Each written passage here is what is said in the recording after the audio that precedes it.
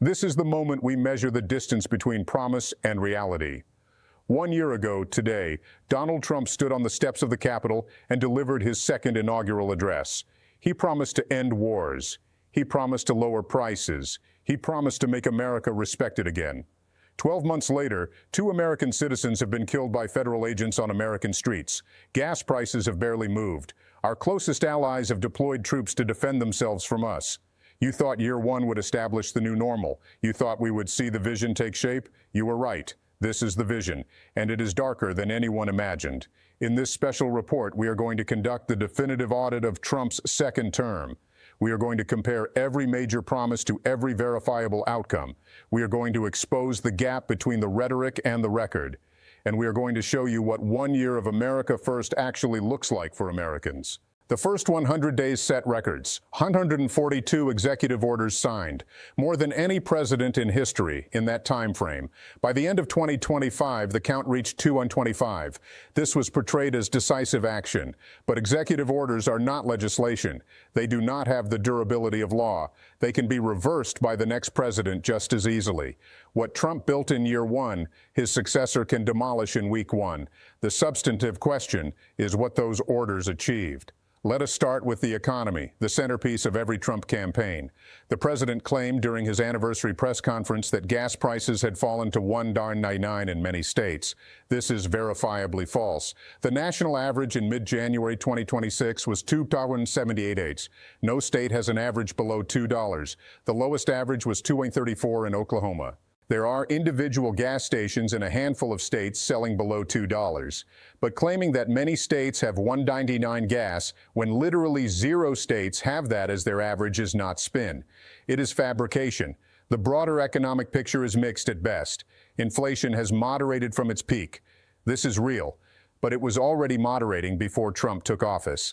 The trend line did not change appreciably. What did change was the tariff regime, which the Tax Foundation estimates adds roughly $1,300 annually to the average household's costs. So prices are slightly lower for some goods, but significantly higher for others. The net effect is approximately 0 for most families, or slightly negative when tariff-affected goods are included. Manufacturing jobs have increased by approximately 60,000, but the cost per job, measured in tariff revenue, is staggering. Consumers are paying roughly $3 million in higher prices for every manufacturing job created. This is not efficiency. This is waste disguised as policy. The stock market is roughly flat from January 2025 with massive volatility in between.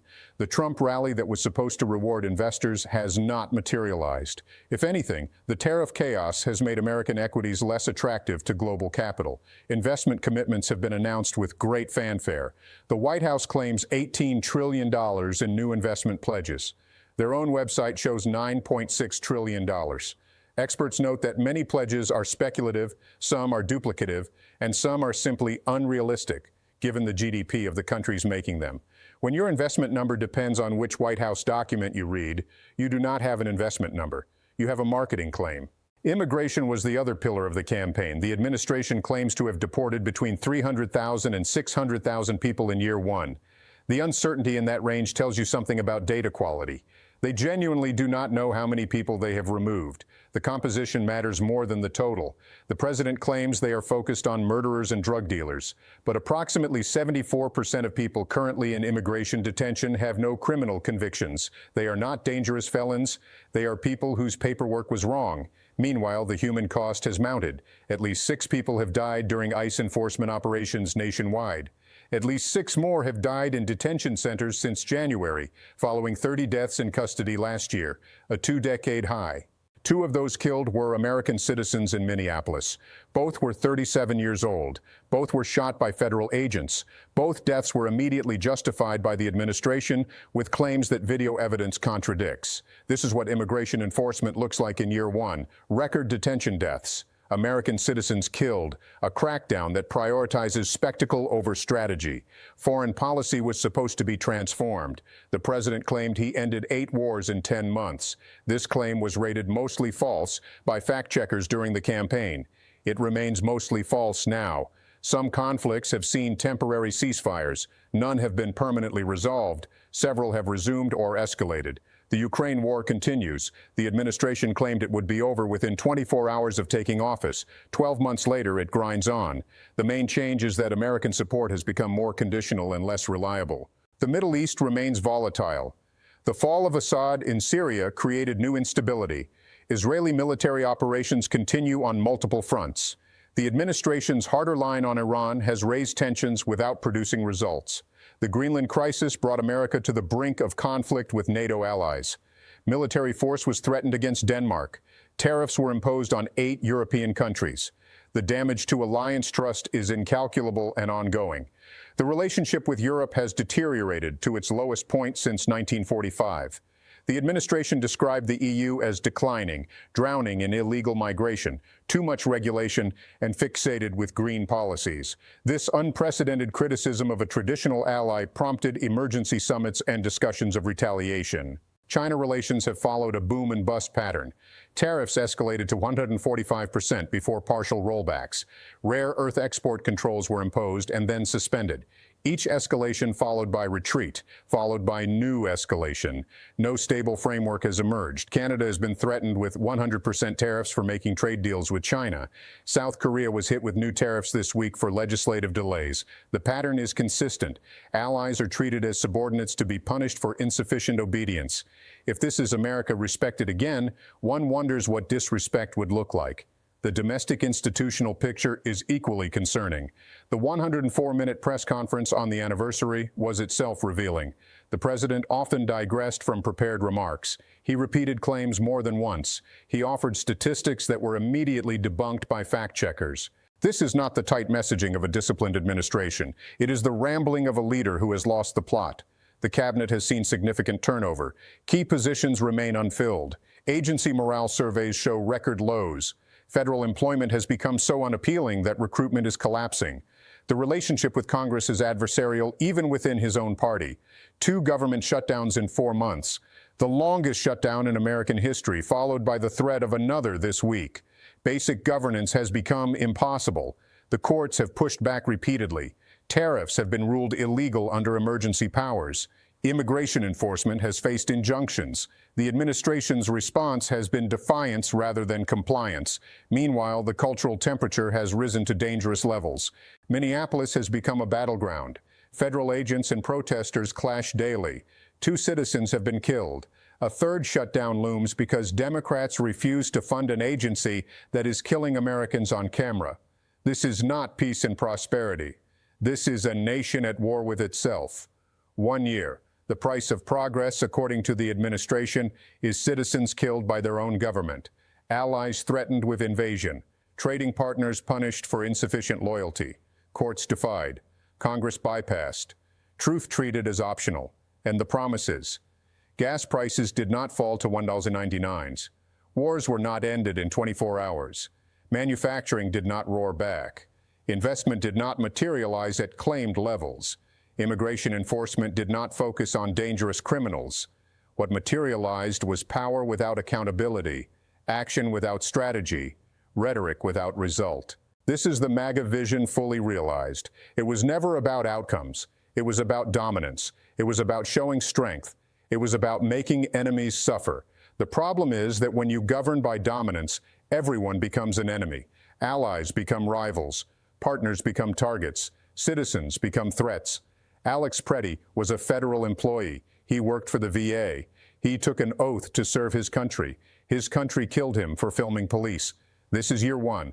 The institutional damage deserves deeper examination. Federal agencies are hollowing out. The brain drain is accelerating.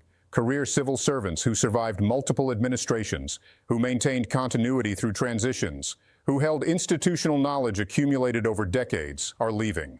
The IRS has lost a quarter of its experienced auditors. The FDA cannot fill food safety positions. The State Department struggles to staff embassies. The EPA has seen mass departures of scientists and enforcement personnel. These are not political appointees. These are the people who actually make government function. They process your tax returns. They inspect your food. They represent America abroad. They protect your environment. When they leave, they take expertise that cannot be replaced by political loyalty. A newly hired ideologue cannot do the job of a departed professional, no matter how fervent their belief. The courts have become adversarial rather than deferential. Multiple federal judges have blocked administration actions. The tariff ruling found emergency powers were abused. Immigration orders have been stayed. Environmental rollbacks have been challenged. The administration's response has not been to adjust policy within legal bounds. It has been to attack the judiciary, to call judges partisan, to promise retaliation against courts that rule against them. This is how rule of law erodes, not through dramatic constitutional crisis, but through gradual delegitimization. When the executive teaches citizens to view courts as enemies, compliance becomes optional. Law becomes suggestion. Congress has been reduced to spectator status. The executive order barrage bypassed legislative process entirely. When Congress did attempt oversight, it was stonewalled. When Congress did pass laws the administration disliked, implementation was slow-walked or ignored. The founders designed a system of checks and balances. Each branch would restrain the others. Power would be dispersed to prevent tyranny. 1 year of unified Republican government has not produced balanced governance. It has produced executive dominance with legislative acquiescence and judicial resistance. Two branches have effectively surrendered their constitutional role. This is the structural legacy of year one. Not just policy changes that can be reversed, but institutional damage that may take decades to repair. The international dimension compounds the domestic. America's reputation as a reliable partner, built over 80 years, has collapsed. Allies do not know if commitments will be honored. Trading partners do not know if deals will be respected. Adversaries do not know where bluster ends and genuine threat begins. This uncertainty itself is corrosive. Investment decisions require predictability. Security arrangements require trust. Diplomatic relationships require consistency. When America becomes unpredictable, the world adapts by reducing dependence on America. Alternative partnerships form. Alternative currencies gain appeal. Alternative security arrangements emerge. The BRICS nations are discussing de-dollarization more seriously than ever. The European Union is accelerating defense autonomy. Middle powers are forming coalitions that exclude American participation. None of this happens overnight, but all of it accelerates when the world's leading power demonstrates that it cannot be trusted. Year one planted seeds of global realignment that will take decades to fully bloom. By then, America may find itself in a world it does not recognize and cannot dominate. This is the true cost of America first. Not the tariffs themselves, but the signal they send. Not the threats themselves, but the trust they destroy. Not the chaos itself, but the alternatives it creates. Year two begins tomorrow. The midterms approach. The administration is already framing them as a referendum on their vision. They are right. It is a referendum on whether this is the America we want, on whether this is the direction we choose, on whether power without principle is leadership or merely rule. The evidence is in. The data is clear. The bodies are buried. The allies are estranged. The economy is treading water. The institutions are crumbling. This is what America first looks like after 1 year. We will be here for year two, documenting, analyzing, remembering what was promised and comparing it to what was delivered, because the first draft of history is being written right now, and someone has to make sure it is accurate. The anniversary is over. The reckoning continues. See you tomorrow.